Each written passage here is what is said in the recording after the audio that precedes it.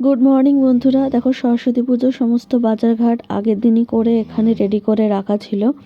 আমি সবে ঠাকুর ঘরে এলাম, এখনও আমার গোপাল ঘুমাচ্ছে। তো এরপরে গোপালকে ঘুম থেকে তুলে আগে ঠাকুরের আসনটা আমি চেঞ্জ করব, তারপরে আমি সরস্বতী ঠাকুরের বসার জায়গাটা সেট করব। তো চলো গোপুকে ঘুম থেকে তুলে দিই,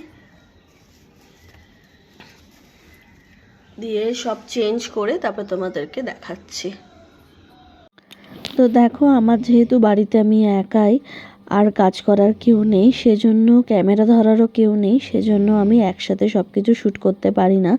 আমি ঠাকুরের আসন চেঞ্জ করে নিয়ে তারপরে তোমাদেরকে এই ভিডিওটা দেখাচ্ছি।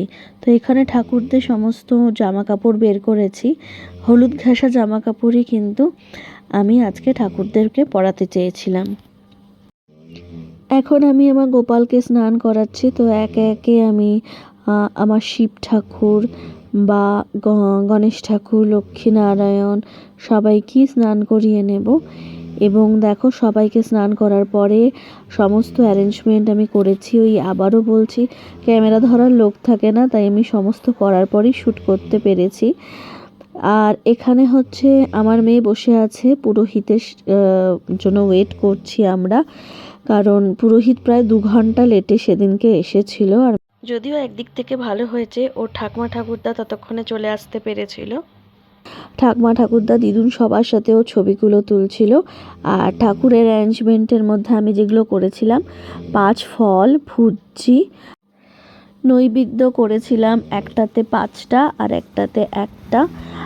আর পুষ্পপত্রে সাজিয়েছিলাম বিভিন্ন ফুল, পলাশ ফুল ছিল, আর বেলপাতা, তারপরে তুলসী পাতা যেরকম থাকে সেরকম ছিল।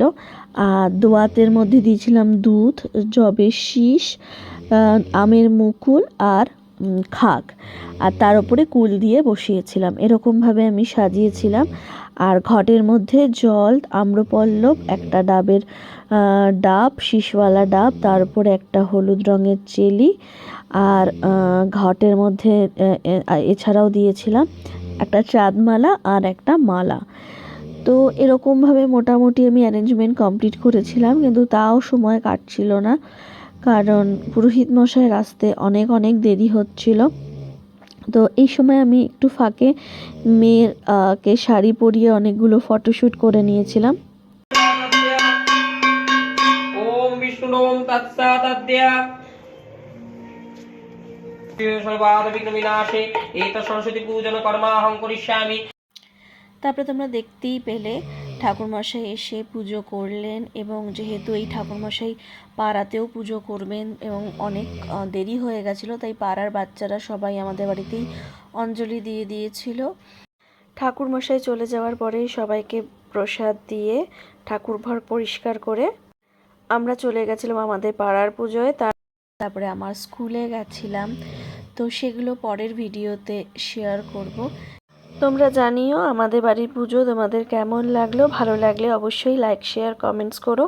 আর চ্যানেলে নতুন হলে প্লিজ সাবস্ক্রাইব করে দিও।